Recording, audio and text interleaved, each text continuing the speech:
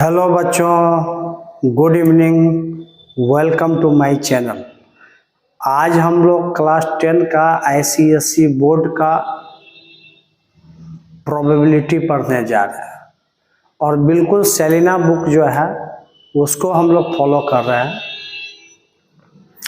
तो काम कैसे करना है यह समझेंगे हम लोग। 25A का जो प्रोबेबिलिटी है आपका क्लास 10 में सेलिना में, वो चैप्टर 25 में है। ठीक है, तो 25A का मैं पूरा फुल प्रोबेबिलिटी का थ्योरी बता चुका हूँ लेक्चर 1, 2, 3 में। ठीक है, और लेक्चर 4 में 25A का एग्जाम्पल बना के मैं डाल चुका हूँ और 25B का अब एग्जाम्पल मैं कर रहा हूँ। ठीक है, तो आप लोग क्या करेंगे, 25A का एक्सरसाइज का जो क्वेश्चन नहीं बनेगा आप कमेंट में लिखेंगे कि 25A एक्सरसाइज का ये क्वेश्चन नहीं बना है, उस क्वेश्चन को फिर हम बना के भेज देंगे। डैट मीन्स मेरा कहने का मतलब यह है कि किसी भी टॉपिक का फुल थ्योरी हम बताएंगे, फॉर्मूला बताएंगे, आइडिया बताएंगे और एग्जाम्पल्स का सारा क्वेश्चन करवाएंगे सेलिना से। लेकिन एक्सरसाइज का क्वेश्चन आप बनाएंगे और बनाने के बाद कमेंट में हमसे पूछेंगे कि कौन सा क्वेश्चन नहीं बना। जो नहीं बनेगा उसको हम बना के भेज देंगे चैनल पर, आप देखते रहिए। ठीक है, तो अभी जो हम काम कर रहे हैं प्योर आईसीएसई बोर्ड के लिए, लेकिन ये टॉपिक सीबीएसई बोर्ड में भी है। अगर कोई बच्चे सीबीएसई बोर्ड का हो और प्रोबेबिलिटी क्लास 10 में पढ़ रहे हो तो आप आर.एस. अग्रवाल बनाते हैं, एनसीईआरटी बनाते हैं, जो भी बनाते हैं उससे बनाइए क्वेश्चन और बना के हमसे पूछिए, क्योंकि थ्योरी तो वही है और जितना मैं क्वेश्चन बना रहा हूँ वो सब सेम क्वेश्चन है वहाँ भी। तो आप बनाइए और पूछिए कि सर आर.एस. अग्रवाल का ये एक्सरसाइज है, ये नंबर है, नहीं बना है, मैं उसको बताऊँगा। ठीक है, ओके। तो आज हम लोग एक्सरसाइज 25B का एग्जाम्पल का क्वेश्चन कराने जा रहे हैं और एक क्वेश्चन में करवा के डाला था, एक ही क्वेश्चन डाला था बना के। ठीक है, लेकिन आज ऐसा नहीं होगा, एक क्वेश्चन नहीं, आज जितने भी 25B के एग्जाम्पल के क्वेश्चन है सब करेंगे हम लोग। और एग्जाम्पल में जो नंबर लिखा हुआ है वही नंबर यहाँ भी लिखा हुआ है। तो मैं एक क्वेश्चन पहले से लिख रखा हूँ यहाँ पे, क्वेश्चन नंबर 8 है सेलिना बुक में और पेज नंबर 388 का ये है और क्वेश्चन भी पूरा लिखा हुआ है। क्या क्वेश्चन है कि 2 dice are thrown simultaneously, find the probability of, या probability that हो सकता है, किसका probability निकालना है। ठीक है, अगर 2 डाइस को एक साथ थ्रो किया गया तो भैया आप समझो इसको, अगर 2 डाइस को एक साथ थ्रो करेंगे तो सबसे पहले ऑल पॉसिबल आउटकम्स क्या होता है ये हम लोग जान चुके हैं, पढ़ चुके हैं। तो 2 डाइस को जब हम लोग थ्रो करते हैं तो उसका सैंपल स्पेस ये होता है, when 2 dice are thrown simultaneously. लिखने में वक्त लगता है इसलिए मैं पहले ही लिख दिया इसको। ठीक है, तो जब 2 डाइस को हम लोग थ्रो करेंगे तो क्या होगा, पासा जब नीचे दोनों जाएगा तो हो सकता है कि पहला का 1 आए, दूसरा का भी 1 आए, हो सकता है पहला में 1 रहे, दूसरा का 2 आए। तो मैथ्स है इसलिए हम लोग अरेंजेबल तरीके से काम करेंगे। तो क्या मैंने लिखा 1 1 1 2, पहला का 1 दूसरा का 3, पहला का 1 दूसरा का 4, पहला का 1 दूसरा का 5, पहला का 1 दूसरा का 6। इस तरीके से पहला का 2 हो गया, दूसरा का बदलते चला गया। और पासा में जानते हो डाइस में 6 से ज़्यादा होता नहीं है, 1 2 3 4 5 6 लिखा होता है। इस तरीके से फिर बदलते गया, देख लीजिए 4 1 4 2 5 1 6 1 6 6 तक आया। तो number of sample space count करोगे तो 36 होगा। तो मैं सारा चीज़ें ऑलरेडी पिछले वीडियो में डाल चुका हूँ। आप अगर लेक्चर 1 2 3 मेरा प्रोबेबिलिटी का देखते हो तो कहीं कोई परेशानी नहीं होगा। ठीक है, चलिए, तो अब इसमें पहला क्वेश्चन क्या पूछ रहा है, क्या फेवरेबल आउटकम, किसका प्रोबेबिलिटी पूछ रहा है। तो जिसका प्रोबेबिलिटी पूछ रहा है वही आपका फेवरेबल आउटकम है और उसी का हम लोग प्रोबेबिलिटी निकालते हैं, जिसको हम लोग इवेंट बोलते हैं। और इवेंट कहाँ छिपा होता है, सैंपल स्पेस के अंदर में, ऑल पॉसिबल आउटकम्स के अंदर में। ठीक है, तो both the dice shows the same number. पहला क्वेश्चन है both the dice shows the same number. दोनों डाइस जो इवेंट है, जो घटना घट रहा है, जो फेवरेबल आउटकम्स हैं, उसके बारे में क्या बता रहा है कि both the dice shows the same number. दोनों डाइस में सेम नंबर का क्या मतलब हुआ? पहला में भी 1 आया, दूसरा में भी 1 आया, पहला में भी 2, दूसरा में भी 2, पहला में भी 3, दूसरा में भी 3। ठीक है, तो इस तरीके से अगर इसको हम E1 मान लें, अब उतना जगह नहीं है, देखिए आप लोग लिख सकते हो number of favourable outcomes for किसके लिए? For the both the dice shows the same number. दोनों डाइस सेम नंबर का क्या मतलब हुआ? इसी में छिपा हुआ है। तो 1 1 दोनों सेम है, 2 2, 3 3, 4 4 और 5 5, 6 6। ये आपका जो पहला क्वेश्चन बोल रहा है उसका ये फेवरेबल आउटकम हो गया। तो नंबर ऑफ फेवरेबल आउटकम कितना हुआ? 1 2 3 4 5 6, 6 एलिमेंट्स हैं। तो हम लोग निकालेंगे probability of getting both the dice shows the same number. इस ब्रैकेट में ये चीज भी हम लोग लिख सकते हैं, P लिखेंगे, ब्रैकेट में लिखेंगे getting both the dice shows the same number, या शॉर्टकट में आप इसको E1 मान लीजिए। तो P1 equal to number of favourable outcome by number of sample space. तो आपका फेवरेबल आउटकम कितना है जी? 6 है बाय 36, 6 बार में कटा 1/6। पहला का आंसर कितना मिल चुका है? 1/6 मिल चुका है। समझ में आ गया? चलिए सेकंड क्वेश्चन आपका क्या है? सेकंड क्वेश्चन है द फर्स्ट डाइस शोज 6। दूसरा क्वेश्चन कह रहा है कि पहला डाइस जो है 6 होना चाहिए। तो इसका जो आपका सेकंड क्वेश्चन है, second number the first dice shows 6, तो इसको हम लोग E2 मान लेते हैं और इसमें खोजेंगे कि पहला डाइस 6 होना, दूसरा में कोई कंडीशन नहीं है, लेकिन पहला डाइस का 6 होना चाहिए। तो ये इसका मतलब इसका इवेंट क्या हो गया? फेवरेबल आउटकम 6 1, 6 2, 6 3, 6 4, 6 5 और 6 6। जैसा फेवरेबल आउटकम बताया वैसा ही हम लोग उसको लिख दिए सेकेंड नंबर में। द फर्स्ट डाइस शोज 6, तो पहला डाइस देखो सब में 6 6 6 है। तो क्या नंबर ऑफ फेवरेबल आउटकम हुआ? 6 ही हुआ। 1 2 3 4 5 6 है।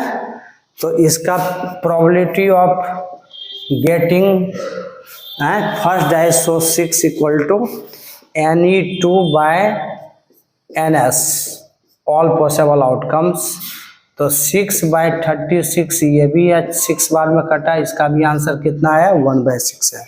इसको नोट कर लीजिए सेकेंड नंबर को। तीसरा नंबर क्वेश्चन इसमें क्या कह रहा है? द टोटल मतलब sum of the numbers on the dice is 9। इसमें से खोजना पड़ेगा कि कहाँ कहाँ सम हमको फेवरेबल आउटकम्स में 9 मिलने वाला है। तो E3 मान लिए इसको, कहाँ कहाँ 9 मिलेगा? फर्स्ट और सेकंड में तो 9 कहीं मिलेगा ही नहीं, लास्टली 2 + 6 8 ही होगा। सम 9 होना चाहिए, तो यहाँ 3 + 6 9 होगा। देखिए 3 + 6 9, 3 वाला में एगो मिला, 4 वाला में मिलेगा 4 5, ये दोनों का सम 9 होगा।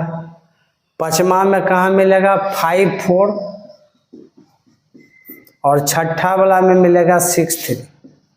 देखो जो भी डाइस है बस ये सब में यही 4 है जिसका सम 9 हो रहा है दोनों डाइस का। क्या क्वेश्चन था? थर्ड नंबर द टोटल या sum of the numbers on the dice is 9। दोनों का सम डाइस का 9 होना चाहिए, यही सब मिलेगा। सिर्फ 4 ही ऐसा है, बाकी कोई भी नहीं है। तो हम लोग इतना जो बड़ा सैंपल स्पेस लिखे हैं क्यों लिखे हैं बताइए। अगर ये नहीं लिखते तो आप ये कहाँ से खोजते, जरा हमको बताइए। नहीं, खोजने में ऐसे दिमाग लगाते, लिखा हुआ है आराम से खोज लिया, इसलिए लिखना जरूरी है ये पूरा। ठीक है, क्वेश्चन एग्जाम में पूछेगा तो आप लिखेंगे। ठीक है, तो probability of event, probability of favourable outcomes, that means तीसरा the total probability of the getting sum of the numbers on the dice is 9। ये हो गया Ne3/Ns। बार बार लैंग्वेज में लिखोगे तो वक्त ज़्यादा लगेगा, तो 4/36 हो गया, 9 बार में कटा, इसका आंसर 1/9 हो गया। ठीक है, इसको नोट कर लीजिए। हो गया, नोट किए, तीसरा हो गया। अब हम लोग इसका 4 नंबर बना रहे हैं। क्या फेवरेबल, किसका प्रोबेबिलिटी निकालना है? The product of the numbers on the dice is 8। इसमें देखेंगे कि प्रोडक्ट ऑफ नंबर कौन सा, दोनों का प्रोडक्ट 8 आ रहा है, पहला का और दूसरा का प्रोडक्ट खोजेंगे। पहला वाला में कोई है प्रोडक्ट 8 नहीं है, दूसरा वाला में देखिए 2 4 जा 8, 2 × 4 8 है, तो 2 4 इसमें सेलेक्ट होगा। 3 वाला में कोई का प्रोडक्ट 8 है तो बताइए, 3 वाला में किसी का प्रोडक्ट 8 नहीं होगा। 4 वाला में फिर 4 × 2 4 × 2 8, और कहीं मिलेगा नहीं मिलेगा। 5वां में कहीं नहीं मिलेगा, 6ठा में मिलेगा नहीं मिलेगा, तो सिर्फ 2 ही यहाँ पर मिला है, नहीं मिलेगा। The product of the numbers on the dice is 8, तो इसमें सिर्फ 2 मिला है और कोई भी नहीं मिल रहा है, तो इसमें 2 हो गया। तो PE4 कितना आपका हो गया? Ne4/Ns, जो कि आ गया 2/36, कटेगा ये 18 बार में, आंसर इसका 1/18 होगा। नोट कर लीजिए इसको। ठीक है, हो गया। 5वां नंबर क्वेश्चन इसका देखेंगे, क्या कह रहा है? Favourable outcome, the total of the numbers on the dice is greater than 9। 9 से ग्रेटर इसमें खोजेंगे भाई, 9 से ग्रेटर। तो पहला वाला में 9 से ग्रेटर, ही दोनों जोड़ने के बाद कहीं मिलेगा नहीं मिलेगा। दूसरा में भी 9 से ग्रेटर नहीं मिलेगा, मैक्सिमम 8 तक ही है। और यहाँ पर मिलेगा 3 6, नहीं 9 से ग्रेटर इसमें भी नहीं है, एग्जैक्टली 9 तक ही है। और इसमें मिलेगा, यस, क्या मिलेगा? 4 6 एक मिलेगा, 4 5 तो 9 ही होगा। और 5 वाला में 5 5 मिलने जा रहा है और 5 6 मिलने जा रहा है। और 6 वाला में 6 4 मिलेगा, 6 5 मिलेगा और 6 6 मिलेगा। तो ये सब देखो, दोनों का सम किए तो ये सब 9 से ग्रेटर वाला है ना, यही कह रहा था। तो कितना नंबर ऑफ फेवरेबल आउटकम्स आया? 1 2 3 4 5 6 आया। तो probability of getting the total है of the numbers on the dice is greater than 9, कितना हो गया? Favourable outcomes by all possible outcomes, आपका 6/36 हुआ। आंसर इसका भी 1/6 हुआ। तो इस तरीके से ये क्वेश्चन सॉल्व हो गया पूरा। ठीक है, मैंने क्वेश्चन लिख के रखा, सैंपल स्पेस था और 5 क्वेश्चन को मैं यहाँ पर सॉल्व कर दिया। आया समझ में? अगर आप लेक्चर 1 2 3 4 देखेंगे कंटिन्यू, तो निश्चित रूप से समझने में कोई भी दिक्कत नहीं होगा। और जैसा कि मैंने बताया कि बच्चे परेशान रहते हैं, क्वेश्चन नहीं बनता है, और भैया इंटरेस्ट जगाओ और एक एक चीज़ पढ़ो। अगर एक एक चीज़ पढ़ोगे तो निश्चित रूप से सारे क्वेश्चंस बनेंगे और बोर्ड में तुम अच्छे से अच्छे मार्क्स ला पाओगे। ठीक है, चलिए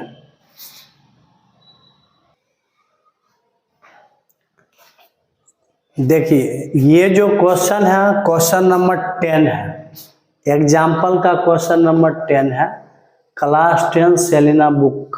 प्रोबेबिलिटी एग्जाम्पल 25 का एग्जाम्पल बना रहे हैं। क्वेश्चन नंबर 10 में क्या कर रहा है, 3 आइडेंटिकल कॉइन्स भी बड़े छोटे होते हैं। अगर सिक्का हम लोग चेंज कर देंगे 1 रुपया 2 रुपया 5 रुपया तो साइज चेंज हो जाएगा, इसलिए जो भी लेना है आइडेंटिकल लेना है। 3 आइडेंटिकल कॉइन्स, या तो 1 रुपया का ही लो, या 2.5 रुपीज का लो, या 5.5 रुपीज का कॉइन्स लीजिए, लेकिन कोई एक हम लोग लेंगे। आइडेंटिकल का यहाँ ये मतलब है। तो 3 identical coins are tossed together. 3 coin मैंने एक साथ लिया और तीनों को टॉस किया, नीचे गिरेगा। तो जब 3 को एक साथ टॉस करेंगे तो what is the probability of obtaining, तो कहता है कि क्या प्रोबेबिलिटी होगा अगर ये सारे फेवरेबल आउटकम्स है। तो पहले ऑल पॉसिबल आउटकम्स तो हम निकाल लें, जैसा बोल रहा है। तो ऑल पॉसिबल आउटकम्स क्या होगा, है ऑल पॉसिबल आउटकम्स, जिसको हम लोग सैंपल स्पेस बोलते हैं। तो ऑल पॉसिबल आउटकम्स किसके लिए निकाल रहे हैं, when 3 coins are tossed together, एक साथ 3 कॉइन को उछाला गया। देन सैंपल स्पेस क्या होगा भाई, बता चुके हैं फर्स्ट लेक्चर में ही सैंपल स्पेस बताया हुआ है प्रोबेबिलिटी में। बिना देखे देखो, पीछे का लेक्चर नहीं देखिएगा तो नहीं काम होगा। क्या हो सकता है, तीनों हेड आ जाए, ऐसा हो सकता है। मैंने तीनों कॉइन को एक साथ उछाला, नीचे गिरा, क्या पॉसिबिलिटी बन सकता है कि तीनों में हेड आ जाए। ऐसा हो सकता है कि 2 गो में हेड आ गया, 1 गो में टेल आ गया। हो सकता है 1 गो में हेड आया, 2 गो में टेल आया। या ऐसा हो सकता है कि तीनों टेल आ जाए, ये भी हो सकता है। या हो सकता है कि 2 गो टेल आएगा, 1 गो हेड आएगा। ऐसा भी, 1 टेल हो सकता है, 2 हेड हो सकता है। या हो सकता है हेड हो या टेल हेड टेल हो। इससे ज़्यादा पॉसिबिलिटी नहीं बनता है। और कॉइन के केस में कम से कम 3 का जरूर पूछा जा सकता है, कम से कम नहीं, मतलब अधिक से अधिक 3 का पूछ सकता है। 4 का पूछेगा तो ये चीज़ हम लोग एक्सप्लेन नहीं करेंगे, सीधा 2 पर पावर 4 करेंगे। ऑलरेडी कॉइन के केस में sample space all possible outcomes हम बता चुके हैं कि हजारों कॉइन को अगर एक बार उछालेगा, नीचे गिरेगा, तो 2 पर पावर 1000। मैं वहाँ कॉन्सेप्ट बता चुका हूँ, इसके लिए आपको पीछे का लेक्चर देखना पड़ेगा, ऐसे नहीं काम चलेगा। तो नंबर ऑफ सैंपल स्पेस कितना हो गया, 1 2 3 4 5 6 7 8। देखिए 2 कॉइन था, 3 कॉइन्स था, तो 2 पर पावर 3 8 ही आता। लेकिन ये चीज़ यहाँ लिखना जरूरी है। आपका सैंपल स्पेस हो चुका है। अब फेवरेबल आउटकम्स का बात करेंगे। अब फटाफट देखिए, नंबर ऑफ फेवरेबल आउटकम्स में कह रहा ऑल हेड्स। तो all number of favourable outcomes में ऑल हेड्स को हम लोग E1 मान लेते हैं। E1 5-6 क्वेश्चन है, तो E1 E2 ऐसे हम लोग जो घटना घटा मान सकते हैं। तो ऑल हेड्स को मैंने क्या माना, E1। इसमें बताइए ऑल हेड्स का रहा है, तो ऑल हेड्स वाले कौन है, H, जिसमें सब में हेड है, बाकी और कोई ऐसा है नहीं है। तो NE1 जो हो गया ऑल हेड्स वाला, वो सिर्फ 1 है। तो probability of getting all heads क्या लिख सकते हैं यहाँ पर, probability of getting all heads आने की क्या प्रोबेबिलिटी है। तो probability of getting all heads equal to number of favourable outcomes NE1 by number of sample space. तो ये हो गया, कितना आंसर हो जाएगा भाई, NE1 का वैल्यू आया है कितना, 1/8। पहला का आंसर आ गया 1/8। इसी में सेकंड क्वेश्चन आपका है। सेकंड में कह रहा है exactly 2 heads. Number of favourable outcomes में बोल रहा है एग्जैक्टली 2 हेड्स, E2 मान लेते हैं। एग्जैक्टली 2 हेड्स को E2 मान लें। अब इसमें खोजेंगे कि एग्जैक्टली 2 हेड्स वाले कौन कौन है। अगर आप इसको ऐसे नहीं लिखोगे तो खोजना में दिक्कत होगा कि नहीं होगा, इसलिए सैंपल स्पेस पूरा लिखना जरूरी होता है। तो आप इसमें एग्जैक्टली 2 हेड्स वाले कौन हो गया, HT हो गया। ये नहीं होगा, ये है, इसमें 1 है, इसमें 1 है, इसमें भी 1, इसमें 2 है। THH, HTH और इसमें भी 2 है, THT में नहीं है। मतलब यही 3 है जिसमें एग्जैक्टली 2 हेड्स हैं। तो Ne2 कितना आ गया बाबू इसका? Ne2 equal to 1 2 3। तो प्रोबेबिलिटी ऑफ इवेंट इसका कितना हो गया? Pe2 equal to Ne2 favourable outcomes by number of sample space. ठीक है, तो ये आ गया आंसर इसका 3/8, Ne2 3 आ गया था। तीसरा क्वेश्चन क्या कह रहा है इसका? तीसरा में कह रहा है एग्जैक्टली 1 हेड, उसमें एग्जैक्टली 2 हेड कह रहा था, एग्जैक्टली 1 हेड कह रहा है। एग्जैक्टली 1 हेड वाले को खोजेगा, इसको E3 मान लेते हैं। कितना है एग्जैक्टली 1 हेड वाला? इसमें नहीं है, इसमें एक यहाँ पर है। HTT वाला हो गया, इसमें है ही नहीं। TTH में हो गया एग्जैक्टली 1 हेड, और इसमें 2 है, इसमें 2 है। एक THT है, THT जिसमें एग्जैक्टली 1 हेड है। तो 1 हेड वाला ये तीनों है। तो इसका Ne3 कितना हो गया भाई? कार्डिनल नंबर इसका कितना हो गया? 3 हो गया। नंबर ऑफ एलिमेंट इसमें 3 है, तो Pe3 इक्वल टू Ne3/Ns। तो ये आंसर भी 3/8 ही आएगा। इतना समझ में आ गया? नहीं है? बिल्कुल समझ लिया होगा। लिखो इसको जल्दी। अब हम लोग इसका क्वेश्चन नंबर 4 बनाएंगे, जिसमें कह रहा है एट लीस्ट 1 हेड। अब देखिए, प्रोबेबिलिटी में एट लीस्ट का मतलब हम लोग समझेंगे। एट लीस्ट 1 हेड का मतलब हुआ कि कम से कम तो 1 हेड होना ही चाहिए, और अधिक से अधिक और ज़्यादा हेड लेंगे तो कोई दिक्कत नहीं है। कम से कम बता रहा, कम से कम 1 होना चाहिए, अगर नहीं होगा तो नहीं लेंगे हम लोग। तो एटलीस्ट 1 हेड वाले कितने हैं? एटलीस्ट 1 हेड को, इसका फेवरेबल आउटकम्स को हम लोग मान लो E4 मान लेते हैं। ठीक है, उधर E3 तक माने थे। तो E4 इक्वल टू क्या क्या हो जाएगा? एटलीस्ट 1 हेड वाले खोजेंगे, कम से कम 1 हेड वाला, अधिक से अधिक हम लोग सब ले सकते हैं। तो इसमें देखो 1 भी है, उससे ज़्यादा भी है, तो 3 सब हो जाएगा HHH। इसमें भी कम से कम 1 है, अधिक से अधिक और भी है, और इसमें भी HTT हो जाएगा, कम से कम 1 हेड इसमें नज़र आ रहा है। ये नहीं होगा क्योंकि इसमें 1 भी हेड नहीं है।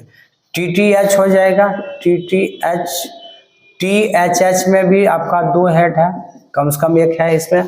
HTH में भी है आपका, और THT में भी है। ठीक है, चलिए, कितने एलिमेंट्स ऐसे हैं जिसमें एग्जैक्टली 1 हेड है, सॉरी एटलीस्ट 1 हेड है। तो कम से कम 1 हेड वाला ये सब है, और अधिक से अधिक ज़्यादा भी लेने में दिक्कत नहीं है। जिसमें 1 भी हेड नहीं था उसको नहीं लिया गया। तो Ne4 इसमें कितना हो गया? 1 2 3 4 5 6 7। तो नंबर ऑफ एलिमेंट 7 है। तो probability of getting at least 1 head equal to, इसी को लिखते हैं शॉर्ट में Pe4 लिख सकते हैं।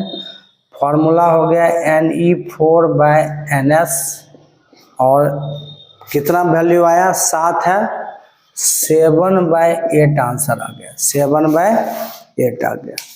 ठीक है, कोई दिक्कत है? बिल्कुल नहीं। चलिए नेक्स्ट, इसका 5वां क्वेश्चन क्या कह रहा है? At least 2 heads. तो 2 हेड वाले कौन है भाई? एट लीस्ट 2 हेड वाले को हम लोग E5 मान लेते हैं, और कम से कम 2 हेड होना चाहिए, और अधिक से अधिक सब ले सकते हैं। एटलीस्ट 2 हेड्स की बात कर रहा है। 5वां में क्या है? At least 2 heads. तो 2 हेड वाला को मैंने E5 माना है। ठीक है, तो एटलीस्ट 2 हेड, तो तीनों H वाला हो जाएगा। इसमें कम से कम 2 तो है ही, HHT होगा, ये नहीं होगा, इसमें कम से कम 2 नहीं है, 1 ही है, इसमें है ही नहीं, ये भी नहीं होगा। THH होगा, इसमें कम से कम 2 हेड नजर आ रहा है। HTH होगा, और THT नहीं होगा, THT नहीं होगा। तो इसका Ne5 कितना आया? Ne5 इक्वल टू 1 2 3 4 4 है, 4 है। तो प्रोबेबिलिटी ऑफ इवेंट कितना आ गया इसका, एटलीस्ट 2 हेड्स वाले कितने हो गए, Ne5/Ns। तो ये हो गया 4/8, 4 से कटेगा 2 बार में, 1/2 आंसर इसका होगा। समझ गए, इसको नोट कीजिए।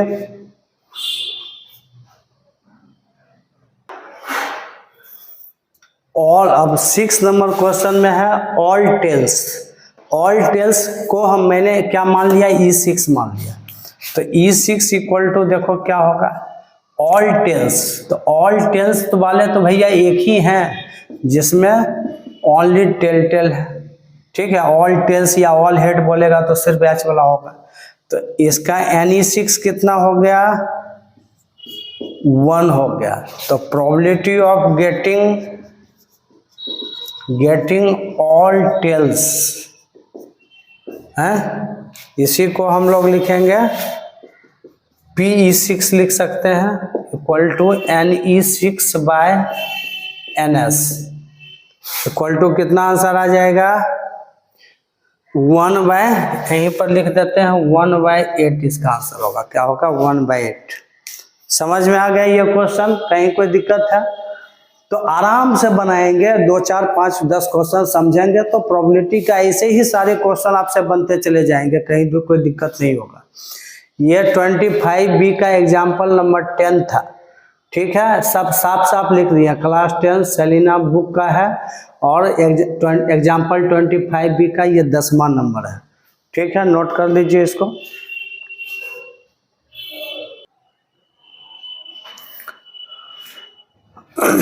हम लोग एग्जाम्पल का अब 11 नंबर देखेंगे। क्या है यहाँ पर, 2 डाइस आर रोल्ड साइमल्टेनियसली। फिर यहाँ पर डाइस का ही बात कर रहा है और 2 डाइस को एक साथ रोल कर रहा है, मतलब वही सैंपल स्पेस होगा जो हम लोग पीछे के क्वेश्चन में बताए थे। फाइंड द प्रोबेबिलिटी ऑफ, तो सबसे पहले उतना बड़ा सैंपल स्पेस अगर नहीं लिखना चाहते हो, एग्जाम में लिखना है, लेकिन अभी बिना लिखे कैसे ये फेवरेबल आउटकम निकालेंगे, देखो कितना दिक्कत होगा, समझो। लेकिन तुम लोग एग्जाम में लिखोगे तो इसका when 2 dice are rolled simultaneously, then number of sample space 6 का स्क्वायर बताए थे वहाँ पर 36 हो। डायरेक्ट मैंने लिख दिया, वो सब 1 2 1 3 ये सब नहीं लिखा।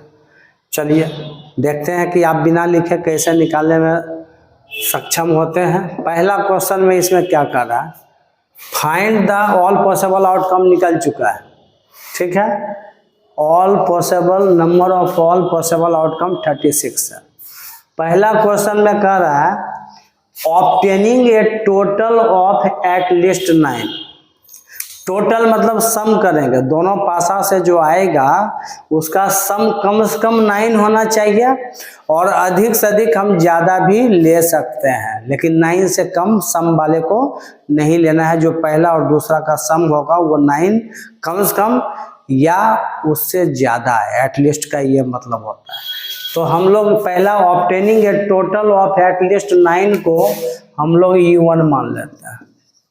और क्या क्या इसमें आएगा देखो, इधर नहीं लिखे हो लेकिन इधर हमको लिखना है। तो बताइए 1 से लेके 16 तक में 9 आएगा, नहीं आ रहा है।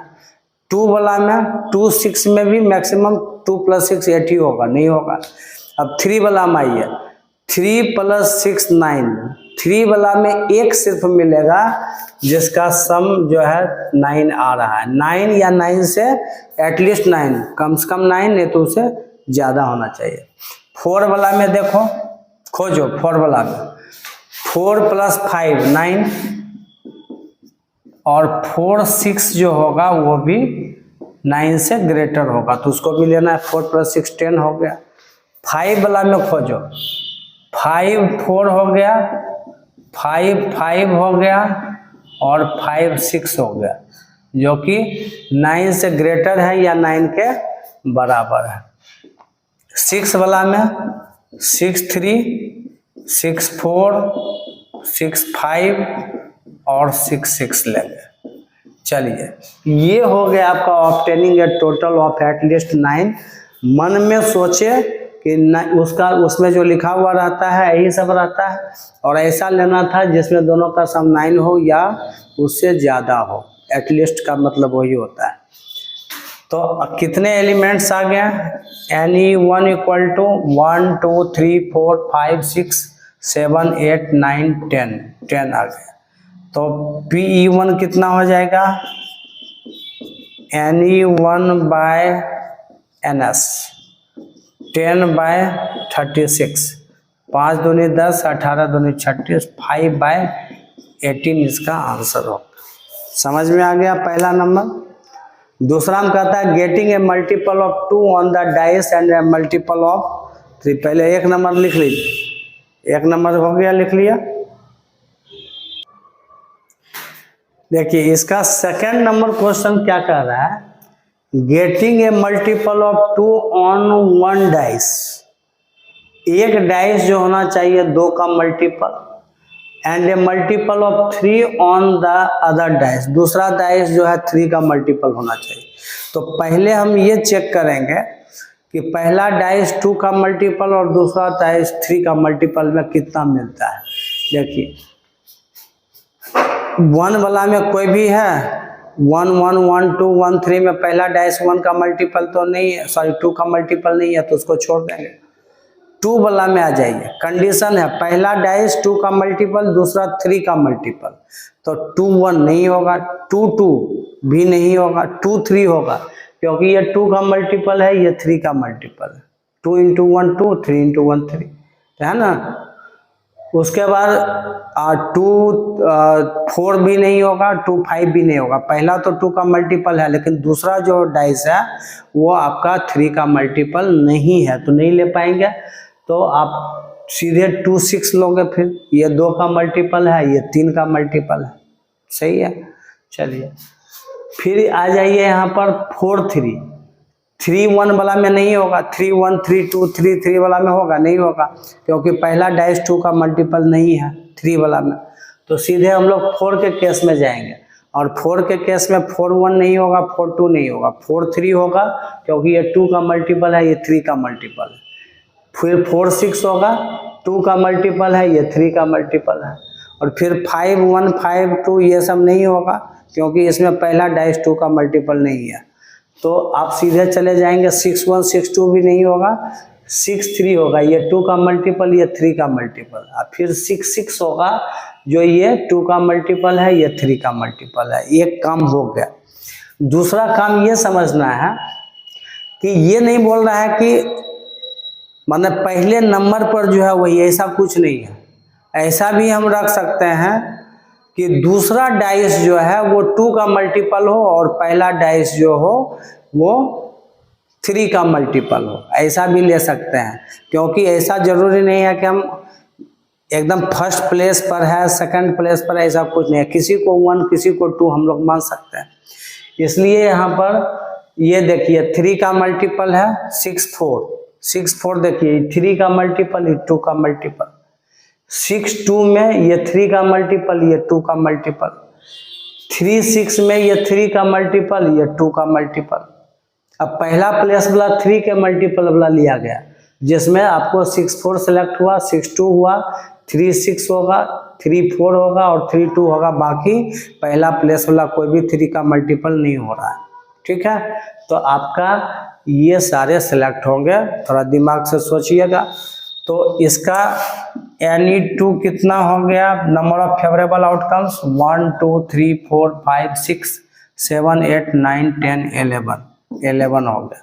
तो प्रोबेबिलिटी ऑफ इवेंट कितना हो गया? 11/36। इसका आंसर क्या आ गया? 11/36 आ गया सेकंड का। और थर्ड नंबर में कह रहा है getting a multiple of 3 as the sum, मतलब वो जोड़ेंगे तो 3 से कटना चाहिए।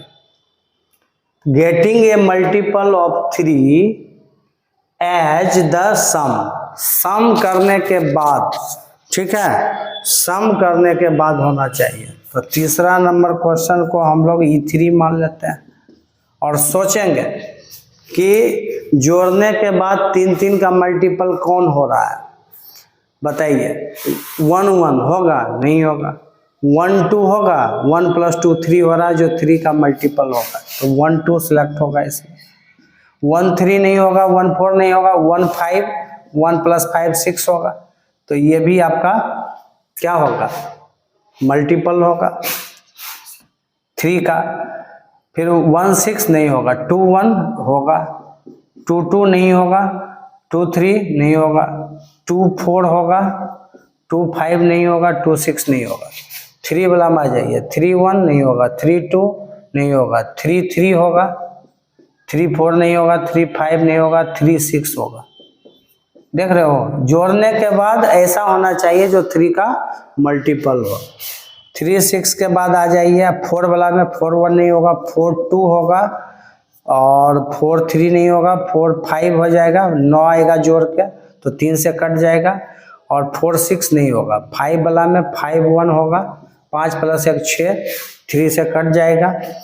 5 2 होगा, नहीं होगा। 5 3 नहीं, 5 4 होगा, 5 + 4 9, ठीक है। और 5 5 नहीं होगा, 5 6 नहीं होगा। 6 वाला में 6 1 6 2 नहीं होगा, 6 3 होगा, ठीक है। और फिर 6 4 6 5 नहीं होगा, 6 6 होगा। तो ये सब क्या है, जैसा यहाँ पर बोल रहा था, getting a multiple of 3 as the sum, जोड़ने के बाद 3 का मल्टीपल जो मिलेगा वो मिलेगा। तो मन में हम लोग ये एक्सप्लेन नहीं किया हुआ था, फिर भी हम लोग सोच सकते हैं, ठीक है। तो नंबर ऑफ इवेंट इसका कितना है भाई, गिन लो। 1 2 3 4 5 6 7 8 9 10 11 12 आ गया, 12 आ गया। तो इसका PE3 कितना आ गया है, NE3/NS, favourable outcomes by all possible outcomes. तो ये आ गया 12 बाय कितना, 36, कटेगा 3 बार में, आंसर 1/3 आएगा। इसको नोट कर लीजिए, ये क्वेश्चन का जवाब आपको मिल चुका है, ठीक है, इसको नोट कर लीजिए।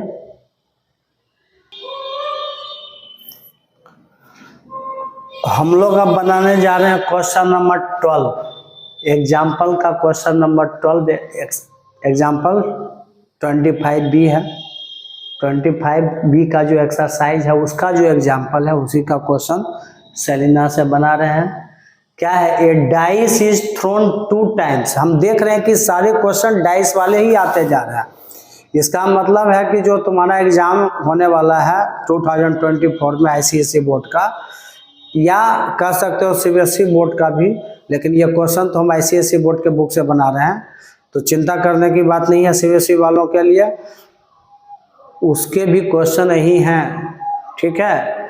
चलिए, तो ए डाइस इज थ्रोन 2 टाइम्स, दो डाइस को एक बार ऐसे उछला के छोड़ दो, या एक डाइस को 2 बार थ्रो करो, तो वो उसी के बराबर हो जाएगा जब 2 डाइस को एक बार तुम थ्रो करते हो। तो यहाँ लिखा हुआ है ए डाइस इज थ्रोन 2 टाइम्स, 2 बार करेंगे, मतलब ये हो गया 2 डाइस जब एक बार थ्रो करते हैं उसी के जैसा। तो इसका जो ऑल पॉसिबल आउटकम्स होगा, नंबर ऑफ सैंपल स्पेस जो होगा वो 6 का स्क्वायर 36 ही होगा। पहला क्वेश्चन इसमें क्या कर रहा है, पहला find the probability that the product of numbers of the dice is 4। अब यहाँ पर कह रहा है कि किसका प्रोबेबिलिटी निकालना है, ये लाइन समझेंगे। द प्रोडक्ट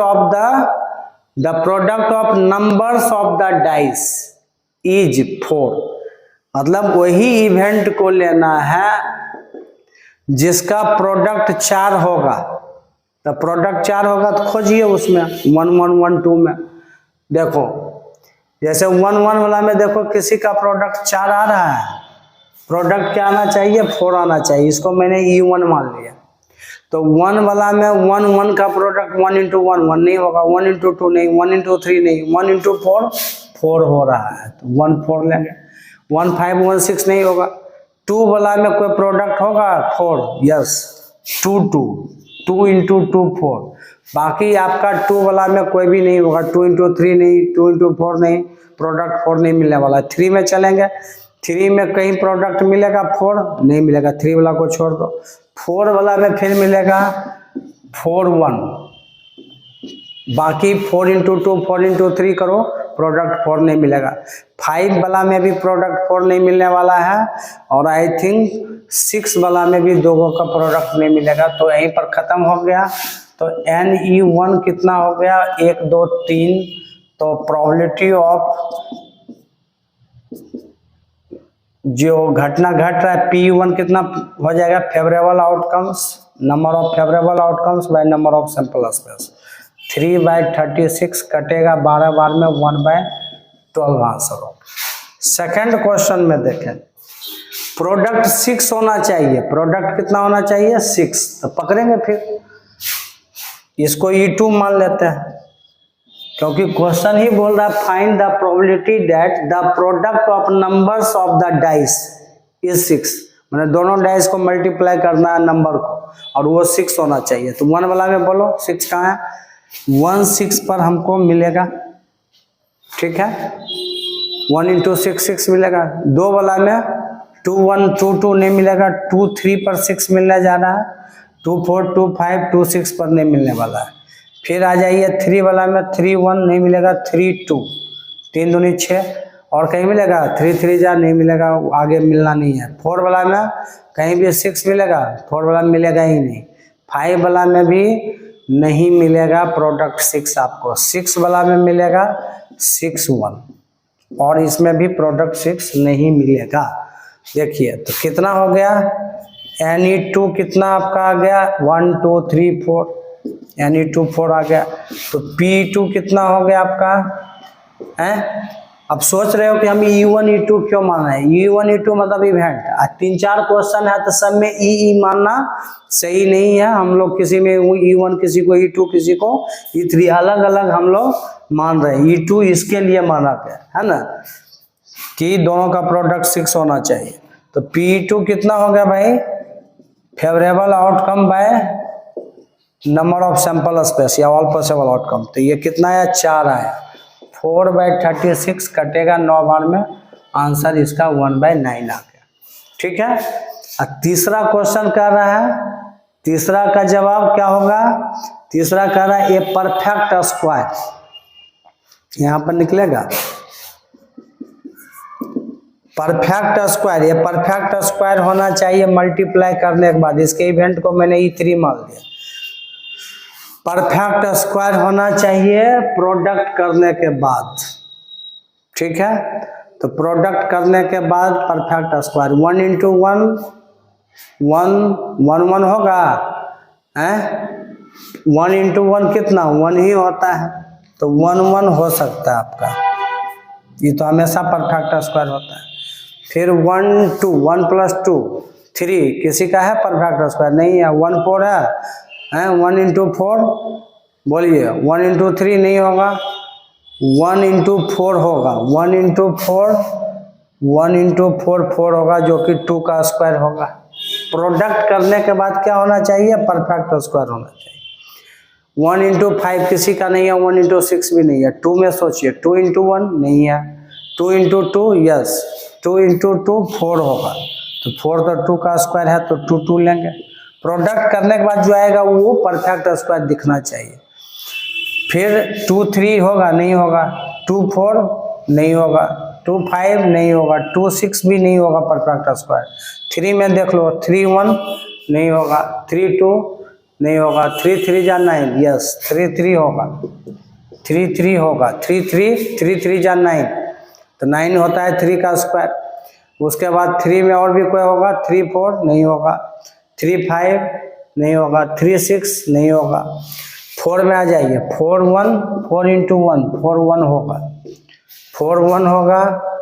उसके बाद आपको 4 2 नहीं होगा, 4 3 नहीं होगा, 4 4 होगा, क्योंकि 4 इंटू 4 16, 16 को 4 का स्क्वायर बोलते हैं। फिर 4 5 नहीं होगा, 4 6 नहीं होगा।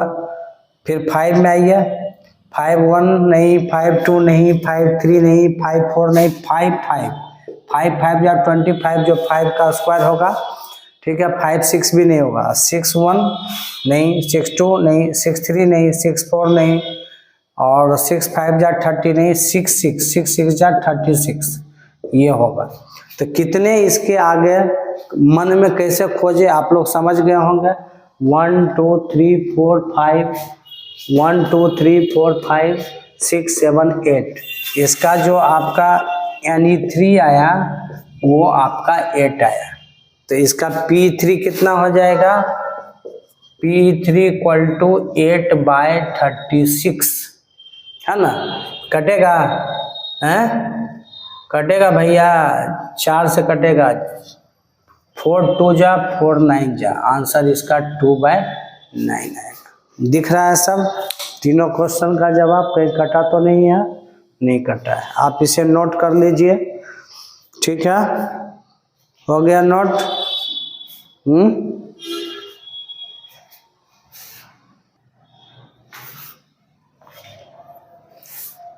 तो आज हम लोग इसमें प्रोबेबिलिटी का 25B का एग्जाम्पल बनाया।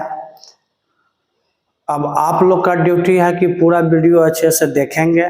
25A और 25B का एग्जाम्पल, और 25B एग्जाम्पल के सिर्फ 2 क्वेश्चन रह गए हैं, जो नेक्स्ट वीडियो में हम उसको बनाएंगे, बताएंगे आपको। और एक्सरसाइज का वो सारा क्वेश्चन हम करवा देंगे जो बोर्ड एग्जाम में पूछा गया है कभी न कभी, ठीक है। ये हम अपने मन से इतना करेंगे, लेकिन उसके बाद जो क्वेश्चन एक्सरसाइज का नहीं बनेगा, ये आप लोग का ड्यूटी है कि कमेंट करके हमसे पूछना। अगर आप नहीं पूछेंगे तो कोई बात नहीं है, पूछेंगे तो उसको बना के हम आपको भेज देंगे, ठीक है। तो अच्छे से नोट्स बनाइए, अच्छे से इसको बैठ के कॉपी में लिखेंगे, पढ़ेंगे, बनाएंगे, तभी आप अच्छा मार्क्स बोर्ड एग्जाम में ला सकते हैं। क्योंकि सारे का वैल्यू है, प्रोबेबिलिटी से भी 4 नंबर का 5 नंबर का क्वेश्चन पूछा जा सकता है, या 4 नंबर का 3 नंबर का। तो सारे से तो 3 4 के ही क्वेश्चन पूछते हैं, और ये एक आसान टॉपिक है। अगर पूरा 10 का हम लोग बात करें तो आई थिंक मेंसुरेशन में बच्चों को ज़्यादा डर लगता है, और ज्योमेट्री में ज़्यादा डर लगता है, सिमिलरिटी और सर्कल में ये ज़्यादा डर लगता है बच्चा को। अगर ये 3 टॉपिक छोड़ दिया जाए तो कहीं भी भारी नहीं लगता है। तो आप हर चैप्टर से 3 नंबर ही लाना है आपको। तो सबको सीरियस लेंगे तब तो ये सोचेंगे कि हाँ 3 नंबर छोड़ो यार, क्या 3 नंबर लाना है, दूसरा टॉपिक देखेंगे। तो ऐसे कर करके आपका 26 चैप्टर है, 25 चैप्टर्स है, 25 × 3 कर दीजिए, 75 हो गया, और 80 मार्क्स का एग्जाम होता है। तो डैट मीन्स कहने का मतलब है कि each and every topic is the important topic, सारे के सारे इम्पॉर्टेंट टॉपिक हैं, और सबको सीरियस लेके करेंगे तब आपका 3 नंबर जुटेगा। तो आप 80 में 80 ला सकते हैं, डैट मीन्स 100 में out of 100 you can get 100, ठीक है। तो आप अच्छे से नोट्स बना के इसको पढ़िए, लिखिए, समझिए, और जो नहीं बनता है आप पूछिए हमसे, हम उसको बताएंगे। Okay, thank you. चलिए नेक्स्ट क्लास में देखेंगे फिर।